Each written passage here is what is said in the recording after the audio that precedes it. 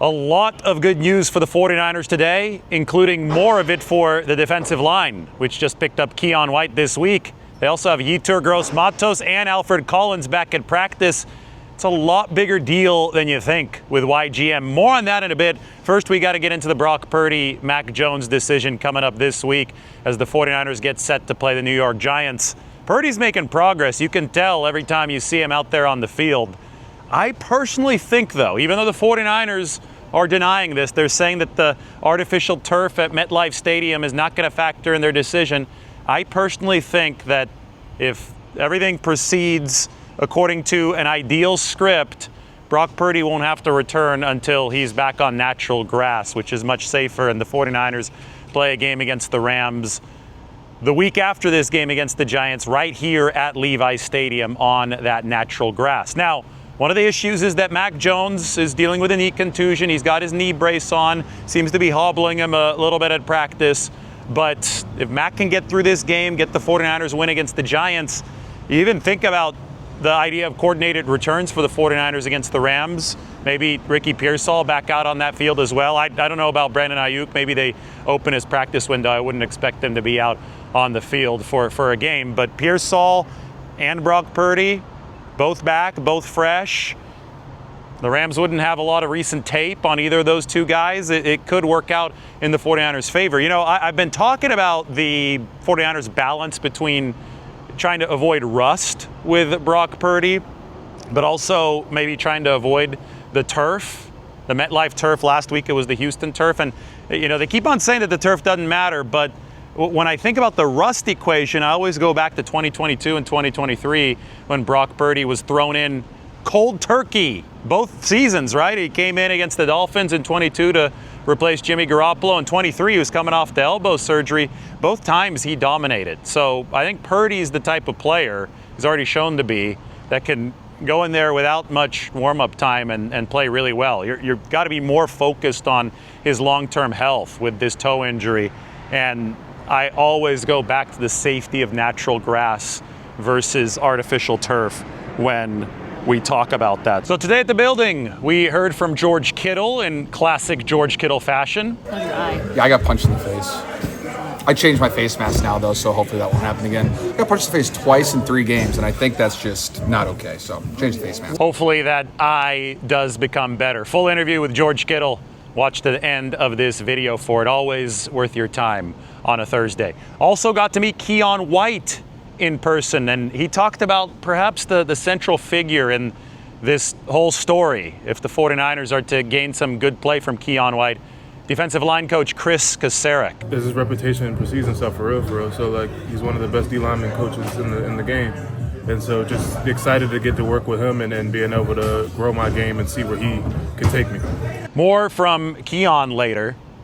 Now let's talk about Yetur Gross-Matos. Back out at practice today for the 49ers. Yetur had the knee issue, and then he had a hamstring issue, and the knee was limiting him through the first 5 games of this season. The hamstring has now sidelined him for the past few weeks.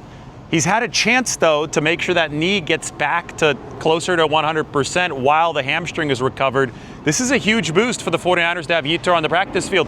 He actually leads all interior pass rushers this year in win rate, even higher than Jeffrey Simmons, the superstar of the Tennessee Titans. The 49ers may or may not make another trade. It's really going to depend on the market. It's going to depend on if they can find another deal. When I step into the mind of John Lynch, and this is obviously me speculating, but I'm just reading between the tea leaves what Lynch says, what Lynch has done. He's already made one trade. But when I step into that mind and the mindset that the 49ers have to have this year, if they believe that Yetur Gross-Matos, who's been fantastic when available, Bryce Huff, who's been really good, Keion White, who's now aboard with this team, Michael Williams, Sam Okuwanu, who's improved a lot, if they believe that those guys are going to be available for them, they don't have to out-leverage themselves in the trade market before the November 4th deadline. They could find something or allow something that makes sense, like the Keion White trade with contractual control beyond 2025 with a good cost that doesn't cost them too many draft picks into the future, that they can allow something to fall into their laps but they don't have to overextend themselves in a way that would compromise the future. And to be honest, I wasn't sure when Yetur Gross-Matos was going to come back, because this has been an injury-riddled year for him. But I do have to acknowledge that when he has been available, he has been good. And with the knee and the hamstring theoretically now healed, he's back out at practice. That is an important piece to consider when we're looking at the larger scale of the 49ers defensive line. D. Winters also back out at practice today. That's good news. I mentioned that Collins was there too. So the 49ers are right now with Sam Okawanu also participating after being carted off the field into the locker room on Sunday. It is a general positive trend up for the defense and for the front seven in particular. You know, you look at how this team is built, and they have to rush the passer, especially without Fred Warner communicating on the back end. There were a lot of miscommunications for the 49ers against the Texans. They have to choke off that time that the opposing quarterback has. And in the case of Jackson Dart, who they face on Sunday, they're going to have to rush in not only an effective fashion to get to Dart better than they got to C.J. Stroud, but in an effective way to corral the pocket, because Jackson Dart can run. He is uber talented. I understand why Dayball went to the blue tent. I probably would have went too. I mean, kid's good, man. He's a really, really, really good kid. I think New York hit on this one big time. But he's dynamic. He's decisive. He's accurate. He's been a joy to watch over these. Just studying his tape over the last, he's been 5 starts now, so and they're doing a really good job with him. You know, they're asking him, there's certain things they're asking of him, but they're doing a good job hiding it within their weekly game plans. And you know, I've always thought Dayball's done a really good job, him and Kafka, and they put a lot of strain on defenses, and this kid he's going to be special. Now Saleh went at it some more today with, I thought, some really insightful comments about the 49ers rookies, talking about the belief that San Francisco has in that unit. Obviously, there have been expected ups and downs from the rookie class, but it's very clear that the 49ers truly believe in the work they did over not just the 2025 draft, but also the 2024 NFL draft. And it's always good to hear from Robert Saleh on perspective regarding evaluations of young players. In this building, we've been spoiled with some rookies like Bosa, where he's probably more the exception, not the rule.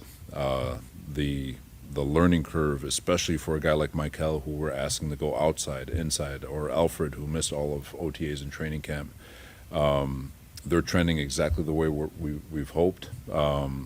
And I haven't wavered with my thought that these guys are going to be really good football players and they're going to be here for a while. Same with C.J. West. And then, of course, it is always great to hear from Mac Jones himself. The funniest guy in the room was being asked about the 49ers' 5-3 record and if it might feel like a losing record, presumably because they've got a negative point differential. Well, Mac handled this question in a way that only Mac Jones can handle questions. Does it feel like you guys have a 5-3 record, or does it feel like a losing record? I mean, you kind of try to gauge. Nice. No, I know what you're saying. But I do want to know. Like, Yeah. When it comes to the 5-3, like, you guys are winning this season pretty well, but then it kind of seems as if. Yeah, for sure. I know what you're saying. I learned that maybe the hard way. Just early on in my career, I would be frustrated if we didn't win by like a lot of points or whatever. And I realized that winning in the NFL is so hard, and it's not like college when you're going to win by like 40, 50 points or whatever. And every game typically comes down to the last quarter or a couple drives. So we've been in that position like I talked about earlier. And that's my goal as a quarterback, is be ready in those moments, because quarters 1 through 3 are obviously important, but really the fourth quarter is where it's all won. So that's the NFL. I've learned that. I've watched it, studied it. So I'm really just glad where we're at, but also you can't be complacent at all. This is a big week for us. It's one of those, you look at your record, you win and you're in a good spot, and you lose and you're not in a good of a spot. So we know that. You're trying to win every week. So definitely feel like we can do it, and I guess got to go out there and execute. So that's the upward trend from the 49ers facility today. I'm going to play you some interviews now. George Kittle, Keon White, a little bit of Colton McKivitz. Enjoy the locker room access. Well, I've actually never played at MetLife, so I missed the games in 2020. So I'm excited. I think it's the last game I haven't actually played in. So I'm super excited for it. My wife's, she got there yesterday, so she's excited to be in New York. Besides that, I don't know, just excited to go play football with the boys, and that's all I really care about. Has the playing surface... What are you doing way back there? Well, I mean, it's hard. That's crazy. Phalanx around you. Has the surface been mentioned at all? This week by us? Yeah, no, by you guys. Just you.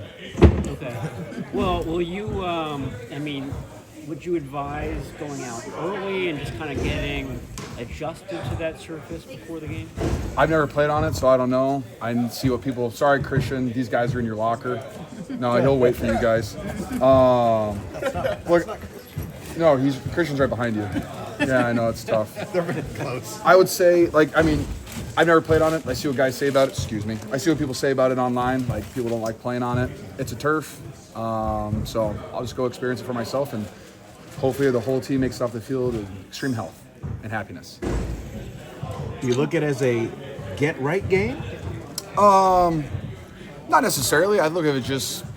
I just look at it as a game that we need to win because we're at a good position. The team won a lot of games early.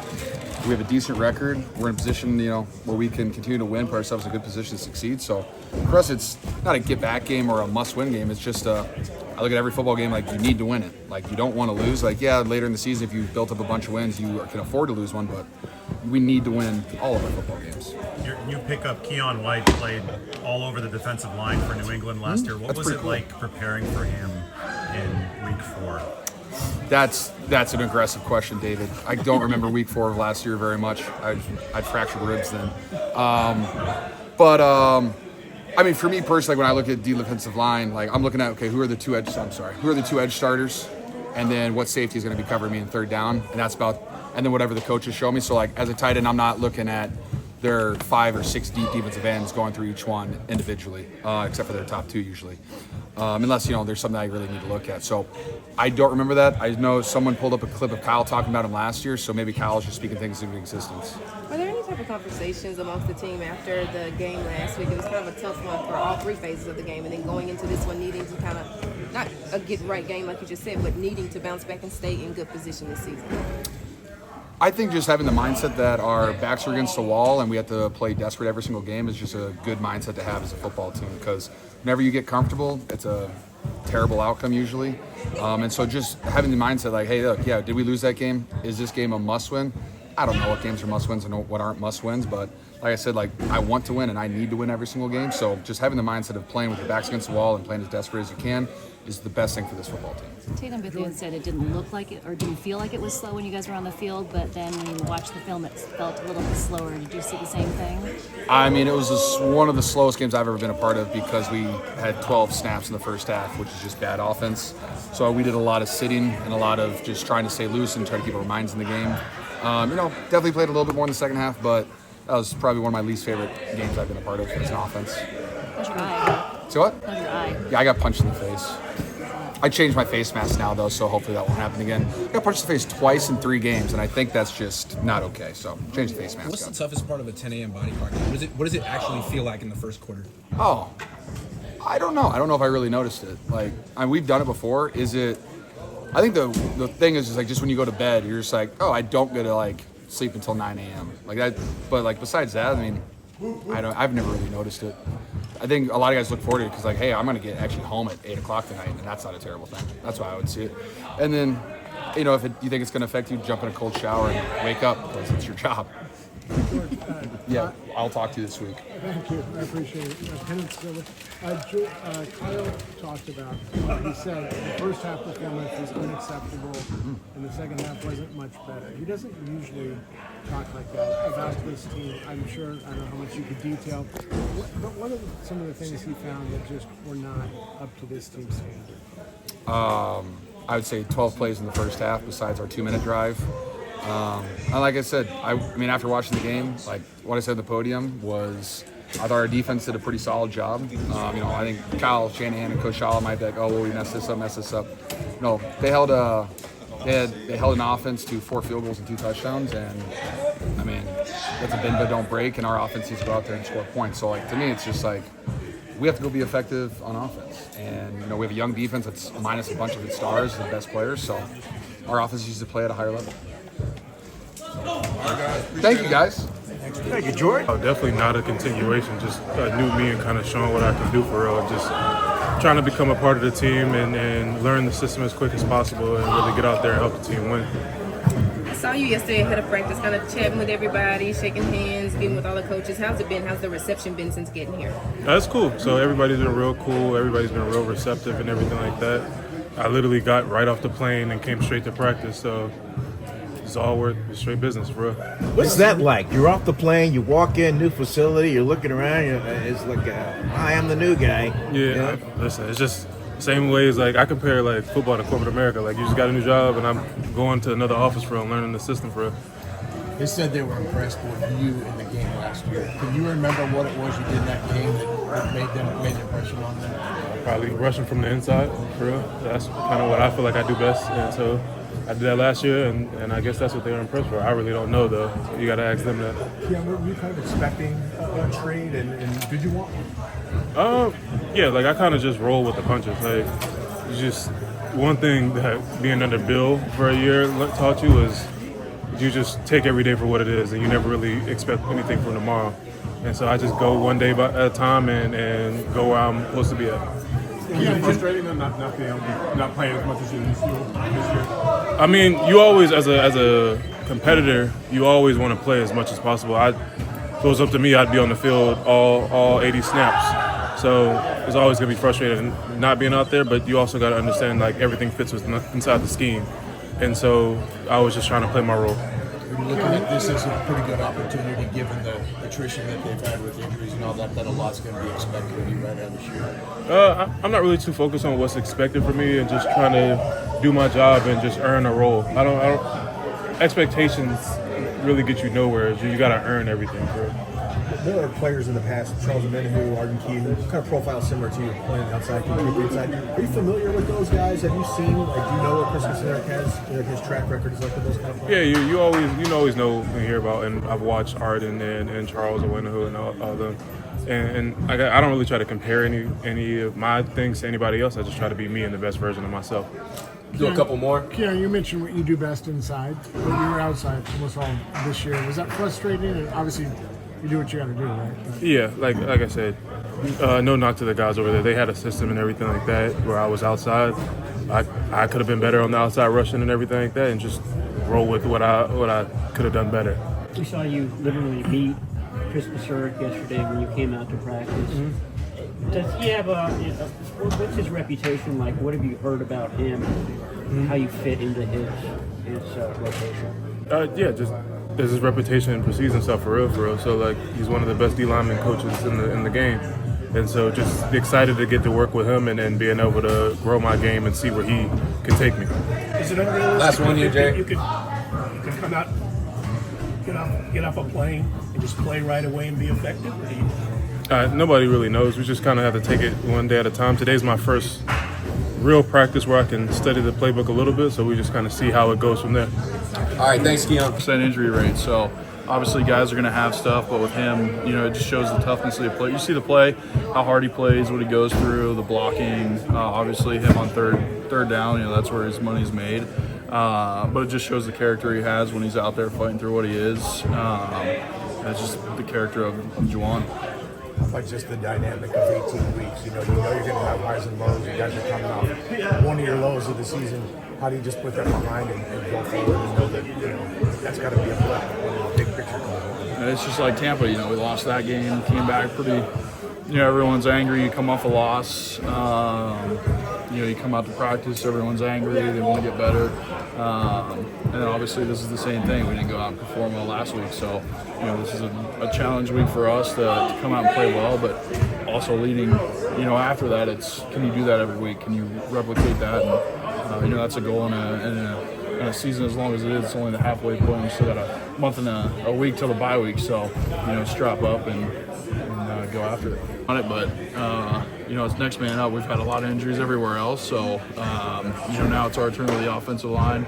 Guys step up, come in and play. We're getting some guys back hopefully, and that helps. But obviously Matt's had some game reps and played well, so when they get the chance, they get to show what they can do. And as a group, we're pretty tight regardless, so you expect good communication and play. They have 4 legit pass rushers, which is rare. I don't know. I just asked you, is that rare? I mean, to see that level, that guy can do it, that guy can do it, that guy can do it. Do you think of other teams like that? No, I mean, there's a couple teams in the league who have, that's what the key is. It's the trenches. You have good offensive line and good D-line. So when franchises build around pass rushers and, that's where the game's won and lost. So when you can fill a team with, elite talent on the edges and inside, it presents a challenge every week for offensive line. So, it's another week for us to be challenged and see if we rise up to it.